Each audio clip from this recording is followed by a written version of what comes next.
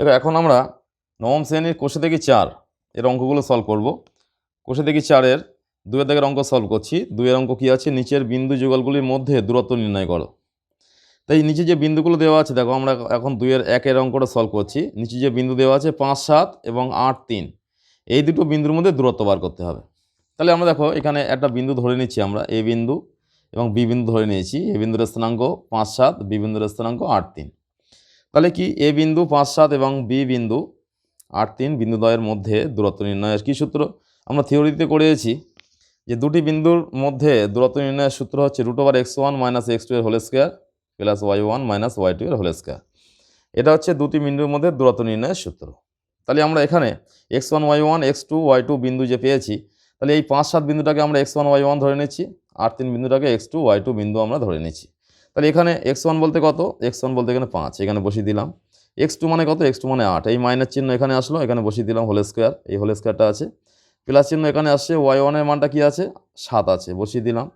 Minus y2 বলতে কত আছে? 3 আছে, 3 এখানে বসিয়ে দিলাম, তাহলে হোল স্কোয়ার। তাহলে 5 থেকে এই -8 বাদ দিলে কত হয়? -3 হয়, এখানে বসিয়ে দিলাম। তাহলে -3 এর হোল স্কোয়ার প্লাস 7 - 3 বিয়োগ করলে কত হবে? 4 হবে, 4 এর স্কোয়ার। তাহলে -3 স্কোয়ার করলে কত হয়? দেখো এখানে দেখিয়েছি আমি। -3 মানে -3 স্কোয়ার মানে -3টা দুবার গুণ করতে হবে। -3 × -3, তাহলে কত? মাইনাস মাইনাসে প্লাস হয়ে যাচ্ছে, 3 × 9, তাহলে কত? +9 প্লাস 4 × 4 = 16, যোগ করলে কত? 16 আর 9 25 হলো। তাই 25-এর বর্গমূল কত হয়? এটা আমরা সকলেই জানি যে 25-এর বর্গমূল হয় 5। তাহলে কি হলো? এই দুটো বিন্দুর মধ্যে দূরত্ব কত হলো? 5 একক। তোমরা অতএব দিয়ে অ্যান্সারটা লিখবে, অতএব চিহ্ন দিয়ে অ্যান্সারটা লিখতে হবে যে 5, 7 এবং 8, 3 বিন্দু দ্বয়ের মধ্যে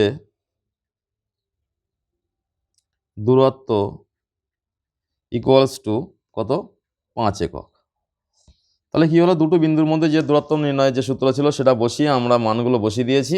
তবে ছবি এঁকে অঙ্কগুলো করবে, তাহলে দেখবে সহজে তোমার অঙ্কটা বুঝতে পারবে তোমরা, এবং মনেও রাখতে পারবে পরীক্ষার সময়। তাহলে সেই সূত্রের মানগুলো বসিয়ে দিয়ে আমরা অঙ্কটার উত্তর পেলাম 5 একক। এখানে উত্তরটা লিখবে। এইভাবে সলভ করলে অঙ্কগুলো তোমরা সহজেই বুঝতে পারবে।